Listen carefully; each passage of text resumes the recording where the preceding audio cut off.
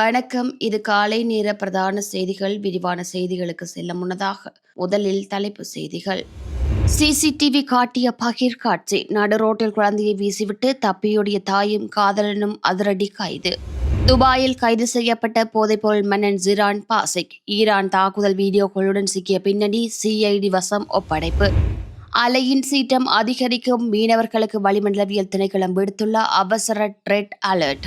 சோமரத்ன ராஜபக்சவை அழைத்து வந்து தோண்டுங்கள். தெற்கு படுகொலையை ஏற்கும் அமைச்சர் செம்மணியை புறக்கணிப்பதா என எம்பி ஆவேசம். 1,00,000 மக்கள் அவசரமாக வெளியேற்றம். டோக்கியோவை உலுக்கிய வரலாறு காணாத பெருவெள்ளம். விமான நிலையத்தில் முடங்கிய பயணிகள். ஜப்பானில் இலங்கை இளைஞர் கொலை. மற்றொரு இளைஞர் கைது. மகனின் மரணத்தால் சிதைந்த குடும்பம். தந்தை தெரிவித்த அதிர்ச்சி தகவல்கள். கிளிநொச்சியில் பெரும் பரபரப்பு. நீதிமன்ற உத்தரவுடன் பாதுகாப்பாக செயலிழப்பு. போலீசார் தீவிர விசாரணை. இனி தொடர்பான விரிவான செய்திகள். விரிவான செய்திகளுக்கு செல்லும் முன்னர் நீங்கள் எமது செய்தி சேவைக்கு புதியவர் என்றால் இப்போதே எமது செய்தித்தளத்தை சப்ஸ்கிரைப் செய்து இணைந்திருங்கள்.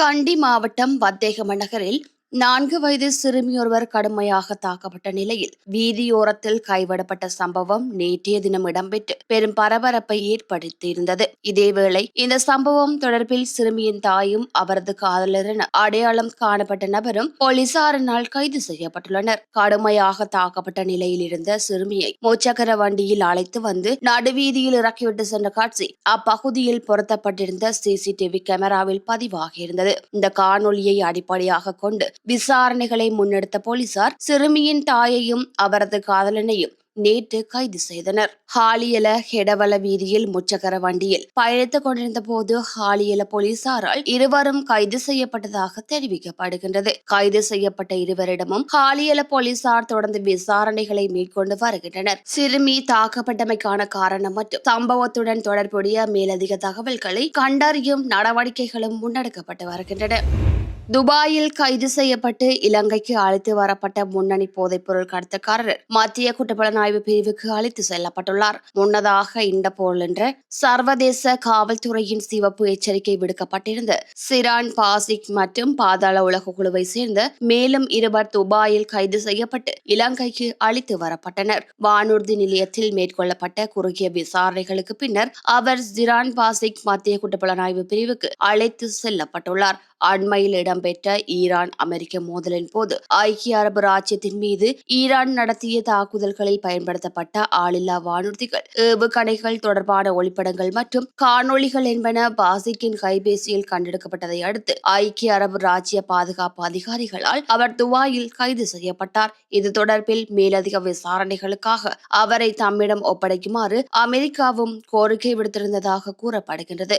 2018 ஆண்டு ஐக்கிய அரபு ராஜ்யத்துக்கு தப்பித்து சென்று தெஹிவலை கலுபோவிலையை சேர்ந்த ஜிரான் பாசிக்கு உட்பட்ட மூவரும் அபுதாபியிலிருந்து புறப்பட்ட ஏர் அரேபியா வானூர்தியின் மூலம் நேற்று இரவு 8:48 மணியளவில் கட்டுநாயக்க பண்டாரநாயக்க சர்வதேச வானூர்தி நிலையத்தை வந்தடைந்தனர்.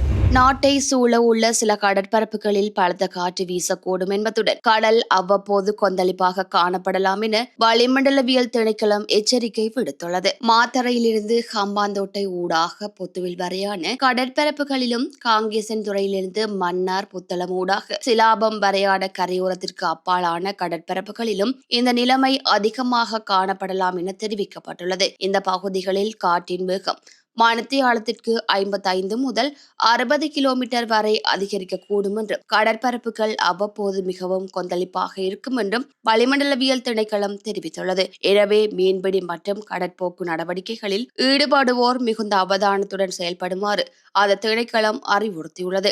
இதனிடையே இன்றைய தினம் சப்ரகமோ மாகாணத்திலும் கண்டி, நுவரெலியா, காலி மற்றும் மாத்தறை மாவட்டங்களிலும் அவ்வப்போது மழை அல்லது இடியுடன் கூடிய மழை பெய்யக்கூடும் என தெரிவிக்கப்பட்டுள்ளது. மேல் மற்றும் வடமேல் மாகாணங்களிலும் பல தடவைகள் மழை பெய்யும் வாய்ப்பு காணப்படுவதாகவும் மொனராகலை, அம்பாறை மற்றும் மட்டக்களப்பு மாவட்டங்களின் சில பகுதிகளில் பிற்பகல் 2 மணிக்கு பின்னர் மழை அல்லது இடியுடன் கூடிய மழை பெய்யக்கூடும் என வளிமண்டலவியல் திணைக்களம் மேலும் தெரிவித்துள்ளது.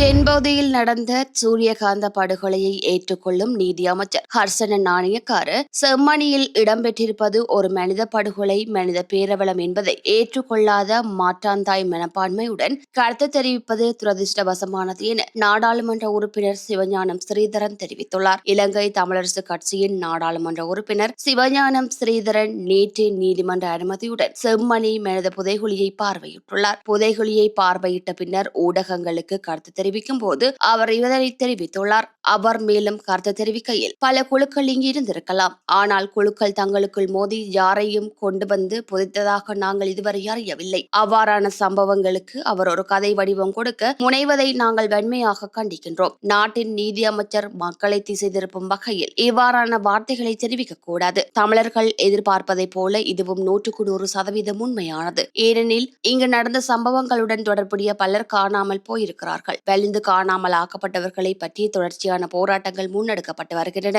யாழ்ப்பாணம் மண்ணில் 1995 ஆண்டிலிருந்து 2001 ஆண்டு வரையான இடைப்பட்ட காலப்பகுதியில் கிட்டத்தட்ட 1000க்கும் மேற்பட்டோர் காணாமல் போயும் கொல்லப்பட்டும் இருக்கிறார்கள். இதனை நாங்கள் சொல்லவில்லை. இலங்கையில் கிருசாந்தி கொலை வழக்கில் சாட்சியாக இருக்கின்ற சோமரத்ன ராஜபக்ச இதனை தெரிவிக்கின்றார். இப்போதும் தெரிவித்து வருகின்றார். சோமரத்ன ராஜபக்சவை அரசாங்கம் அழைத்து வந்து அவர் அடையாளப்படுத்துகின்ற இடங்களை தோண்ட வேண்டும். அப்போதுதான் உண்மை வெளியில் வரும் என்றும் அவர் தெரிவித்திருக்கிறார். கிழக்கு ஜப்பானின் சிவா மாகாணத்தில் பெய்து வரும் வரலாறு காணாத கனமழை மற்றும் வெள்ளப்பெருக்கினால் இதுவரை 8 பேர் உயிரிழந்துள்ளனர். தலைநகர் டோக்கியோவை ஒட்டியுள்ள பகுதிகளில் பலத்த காற்றுடன் கூடிய கனமழை நீடித்து வருகின்றது. வழக்கமாக ஆகஸ்ட் மாதத்தில் பெய்யும் மழையின் அளவை விட 3 மடங்கு அதிகமான மழை வெறும் அரை நாளில் பதிவாகியுள்ளது. 1 மணி நேரத்திற்கு 100 மில்லிமீட்டருக்கும் அதிகமான மழை வீழ்ச்சி பதிவாகியுள்ளதாக ஜப்பான் வானிலை மையம் தெரிவித்துள்ளது. மழை வெள்ளம் காரணமாக 20,000க்கும் மேற்பட்ட வீடுகளில் மின்சாரம் முற்றிலும் துண்டிக்கப்பட்டுள்ளது. மண் சரிவு மற்றும் வெள்ள அபாயம் காரணமாக 1,00,000க்கும் அதிகமான மக்களை பாதுகாப்பான இடங்களுக்கு வெளியேறுமாறு அதிகாரிகள் உத்தரவிட்டுள்ளனர்.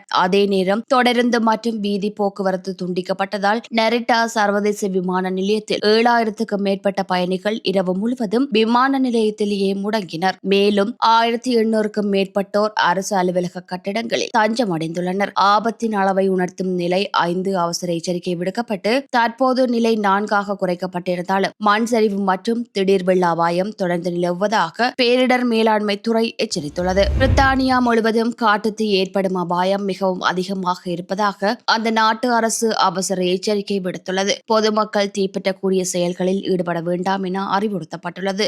டிஸ்போசபிள் பார்க்வியூ, தீ மூட்டுதல், தோட்ட கழிவுகளை எரித்தல் மற்றும் பட்டாசு வெடித்தல் உள்ளிட்டவற்றை தவிர்க்குமாறு கேட்டுக் கொள்ளப்பட்டுள்ளது. சிறிய தீப்பொறி கூட வேகமாக பெரிய காட்டுத்தீயாக மாறி உயிர்கள், வீடுகள், வர்த்தக நிறுவனங்கள் மற்றும் அவசர கால பணியாளர்களுக்கு ஆபத்தை ஏற்படுத்தக்கூடும் என அரசு தெரிவித்துள்ளது. தீ ஏற்பட்டதற்கான அறிகுறிகள் தென்பட்டால் உடனடியாக 999 என்ற அவசர இலக்கத்திற்கு அழைக்குமாறும் பொதுமக்கள் அறிவுறுத்தப்பட்டுள்ளனர்.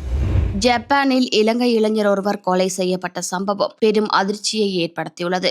இதனால் இந்த அதிர்ச்சியினால் குறித்த இளைஞனின் குடும்பம் பெரும் கண்ணீருடன் தவிர்த்து வருகின்றது. இதேவேளை ஜப்பானில் படுகொலை செய்யப்பட்ட தனது மகனுக்கு நீதி பெற்றுத் தருவதற்கான நடவடிக்கைகளை டோக்கியோவில் உள்ள இலங்கை தூதரகம் மேற்கொள்வதாக தெரிவித்துள்ளதாக உயிரிழந்த இளைஞரின் தந்தை ஜே லயன்ஸ் சுசந்த ஜெயக்கொடி தெரிவித்துள்ளார்.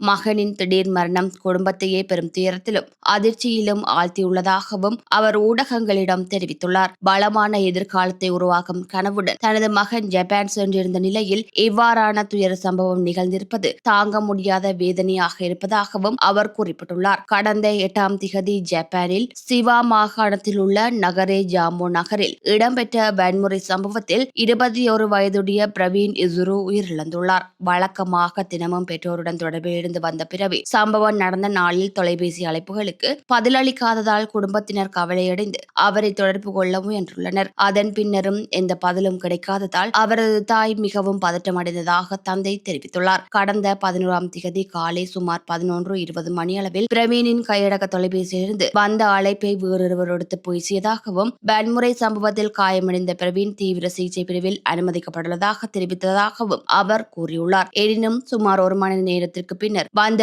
மற்றொரு அழைப்பில் பிரவீன் உயிரிழந்து விட்டதாக அறிவிக்கப்பட்டதாக தந்தை கண்ணீருடன் நினைவு கூர்ந்தார். இந்த செய்தி குடும்பத்தினரை பெரும் அதிர்ச்சிக்குள்ளாக்கியதாகவும் அந்த வேதனையிலிருந்து இன்னமும் மீள முடியாமல் தாங்கள் தவிப்பதாகவும் அவர் தெரிவித்துள்ளார். ஜப்பானிய போலீசாரின் ஆரம்பகட்ட விசாரணைகளின்படி சிபா மாகாணத்தின் நகரே ஜாமா நகரில் உள்ள வீடு ஒன்றில் இடம்பெற்ற கத்திக்குத்து சம்பவத்திலேயே பிரவீன் உயிரிழந்துள்ளார். இந்த கொலை சம்பவம் தொடர்பில் மற்றொரு இலங்கையர் ஒருவரை ஜப்பானிய போலீசார் கைது செய்துள்ளதுடன் மேலதிக விசாரணைகளை தொடர்ந்து மேற்கொள்ளப்பட்டு வருகின்றன.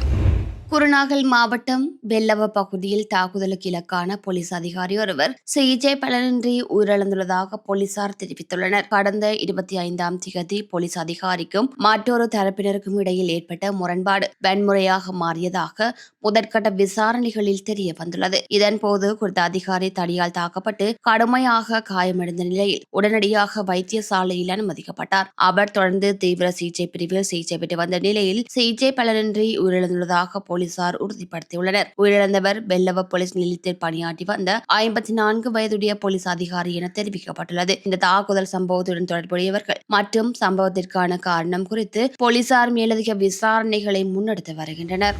கிளிநொச்சி மாவட்டம் தர்மபுரம் போலீஸ் பிரிவுக்குட்பட்ட பரந்தனாறு குளத்திற்கு அருகில் உள்ள பகுதியில் வெடிக்காத நிலையில் காணப்பட்ட குண்டு ஒன்று மீட்கப்பட்டதாக போலீசார் தெரிவித்துள்ளனர். இதேவேளை மீட்கப்பட்ட குண்டு பாதுகாப்பாக செயலிழக்க செய்யப்பட்டதாகவும் கூறப்படுகின்றது. குறித்த குண்டு நேற்று அடையாளம் காணப்பட்டதை தொடர்ந்து சம்பவம் தொடர்பாக தர்மபுர போலீசாருக்கு தகவல் வழங்கப்பட்டது. அதனைத் தொடர்ந்து கிளிநொச்சி நீதிமன்றத்தின் அனுமதியுடன் சம்பவ இடத்திற்கு சென்ற அதிகாரிகள் வெடிபொருளை பாதுகாப்பாக மீட்டுள்ளனர். பின்னர் உரிய பாதுகாப்பு நடைமுறைகளை பின்பற்றி அந்த குண்டு செயலிழக்க செய்யப்பட்டதாக கூறப்படுகின்றது. சம்பவம் தொடர்பான மேலதிக விசாரணைகள் மற்றும் தேவையான பாதுகாப்பு நடவடிக்கைகளை தர்மபுர போலீசார் தொடர்ந்து முன்னெடுத்து வருகின்றனர். இதுபோன்ற செய்திகளை தெரிந்து கொள்ள தமிழ்லங்கா குரல் சேனலை சப்ஸ்கிரைப் செய்து அருகே இருக்கிற பெல் பட்டனையும் கிளிக் செய்து கொள்ளுங்கள். மேலும் இதுபோன்ற செய்திகளை உடனுக்குடன் தெரிந்து கொள்ள தமிழ்லங்காகுரல்.com எனும் இணையத்தின் வாயிலாக எங்களோடு இணைந்து கொள்ளுங்கள்.